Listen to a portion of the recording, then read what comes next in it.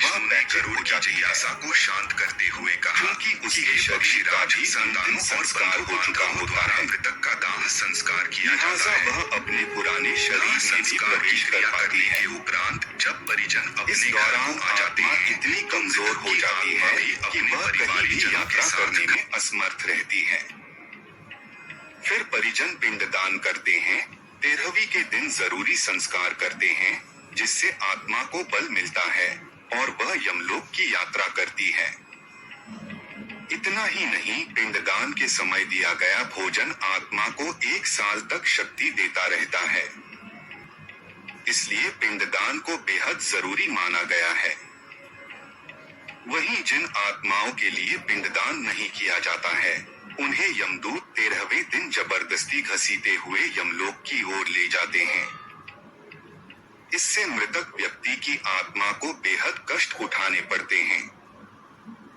वहीं जिन लोगों के कर्म खराब रहते हैं, उनकी आत्मा भी बहुत कष्ट उठाती है। गुरूर पुराण के अंदर उल्लेख मिलता है कि जब कोई इंसान मरता है तो उसे यमदूत लेने आते हैं, और जब इंसान की मौत होने वाली होती है तो उसे दिव्य दृष्टि प्राप्त हो जाती है, जिसकी वजह से वह तीनों लोक को देख सकता है।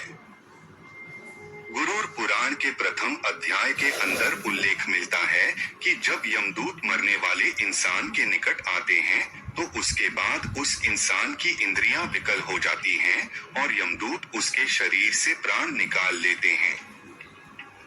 गरुड़ पुराण बताता है कि कौवे के समान काले, बड़े दांत वाले और क्रोधपूर्ण नेत्रों वाले यम के दूत जब मरने वाले इंसान के समीप आते हैं तो फिर वह डरकर मल और मूत्र त्याग देता है।